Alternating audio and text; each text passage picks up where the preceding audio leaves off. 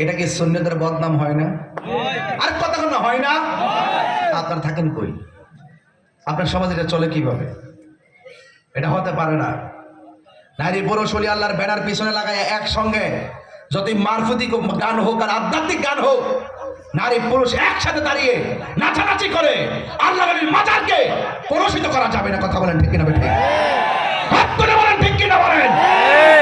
এগুলো আমরা মনিটরিং করব, এগুলো আমরা দেখবো। আমাদের সুন্নাত ওয়াল জামাত মনিটরিং করবে। প্রতি গ্রামে গ্রামে প্রত্যেক উপজেলায় কয়টা আল্লাহ নবীর মাজার আছে, এগুলো সুরক্ষা ইনশাআল্লাহ আমরা দিব। কথা বলেন ঠিক কিনা? এরপরে আমরা নিজের প্রতিরোধ কমিটি গঠন করব। এরপরে ওই আল্লাহর মাজার যখন সুন্দর সিস্টেমে চলবে, এরপরে দেখবো বাংলা কোন মায়ের পথ মাজারের মধ্যে আক্রমণ করতে আসে।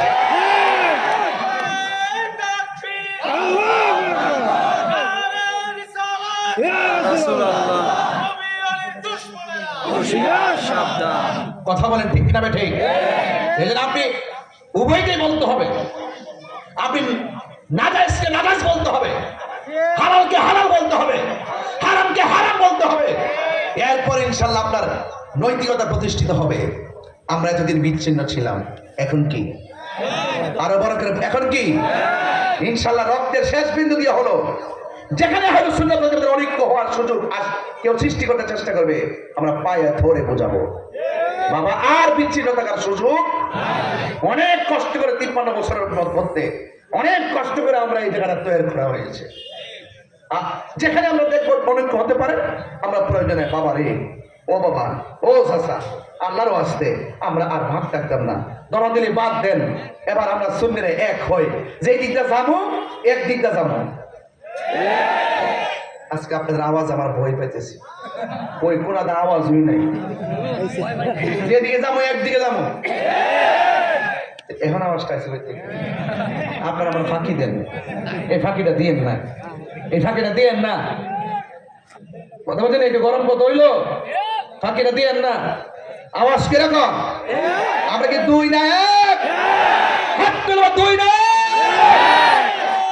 ইনশাআল্লাহ। কি ঠিক আছে রে কথা? ভাগাভাগি আছে? প্রয়োজনে ভাই এরকম ছোট এরকম বাবা রে যা হইছে, বড় এরকম বাবা রে যা হইছে।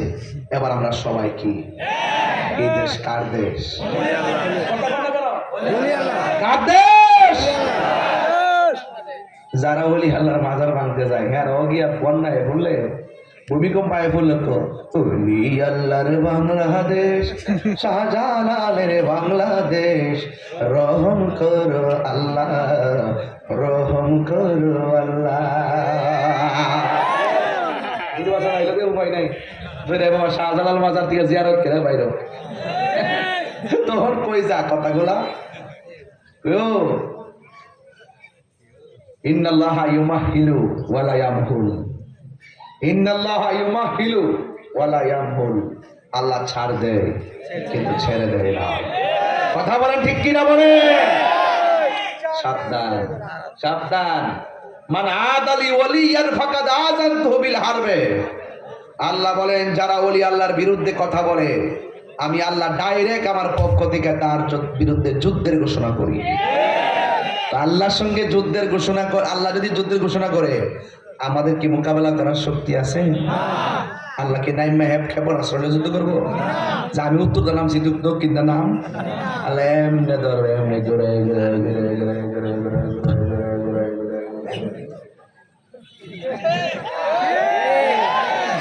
কথা কি রাত দেখছেন না? ওই বড়িটা বালা হেমেটোরা হেমেটোরা হেমেটোরা। আল্লাহ ধরা কি নরম না শক্ত? ইন্নাল্লাহা ইউমাহিলু ওয়ালা ইয়ামহুল। আল্লাহ ছাড় দেয় কিন্তু ছেড়ে দেয় না। আল্লাহ যে ঘুরাইতেছে, ও এর লেগে ভাবছে এখন কিছু না তো।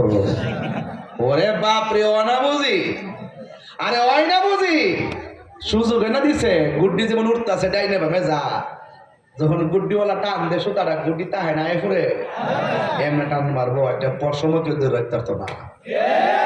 সুযোগ এনে দিয়েছে। ইচ্ছা করলে তো আল্লাহ আজকে রাইতে ইতিহাসের নামাজ না পড়ার কারণে মাছের কাটা গলাত লাগাইয়া খাওয়ানোর রিজিক বন্ধ করতে পারে।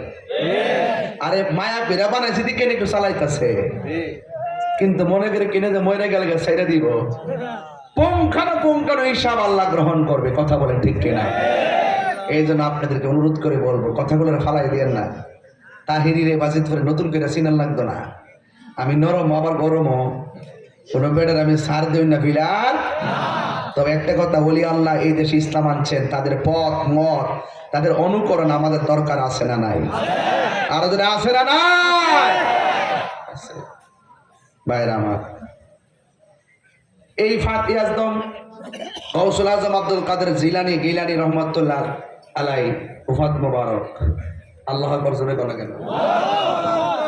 এই বাবা, অনুরোধ করে বলবো, গৌসুল আজম কি সাধারণ ওলি না মাদারজাত ওলি? আরো বড় করে কন, আরো জোরে কন। মাদারজাত ওলি। মাদারজাত ওলি কারে কয়? মার পেট থেকে যে ওলি হইয়া দুনিয়াতে আসে। আমরা দেশে বাজিত পড়তো প্রতি ঘরে ঘরে ওলি হইতেছে। পেটের জন্য বাচ্চা নিয়ে জামাই ঝগড়া করে, পেটে বাচ্চা নিয়ে গালাগালি করে, পেটে বাচ্চা নিয়ে স্টার জলসা দেখে, পেটে বাচ্চা নিয়ে অশ্লীল ছবি দেখে। এই বাচ্চাকে ওলি হইব? পেটে বাচ্চা নিয়ে কোরআন তেলাওয়াত করতে হইব, পেটে বাচ্চা নিয়ে দুরূদ শরীফ পড়তে হইব, পেটে বাচ্চা নিয়ে তাহাজ্জুদের নামাজ পড়তে হইব, পেটে বাচ্চা নিয়ে 5 ওয়াক্ত নামাজ পড়তে হইব, পেটে বাচ্চা নিয়ে দুরূদ শরীফ পড়তে হইব।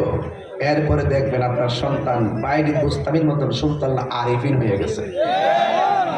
তো আপনি যদি কিছু চান, কিছু পেতে হলে কিছু দিতে হবে, কিছু পেতে হলে কিছু দিতে হবে। আপনি একবারে কিছুই দিবেন না আর আপনি চেষ্টা করবেন যে আমি অনেক কিছু হয়ে যাবো। পেয়ারা গাছের গোড়া দিয়া বইয়া থেকে যদি পেয়ারা রে, আমি তোর ভাবতাম না তুই আয়া ফের মুখ খাইতাম, মন চাইতেছে পেয়ারা আয়া করবো, এটা ফাট তুইব। খালি বর্ষি পানির মধ্যে ফালে রাখলে কি লাগে না? কথা কেন?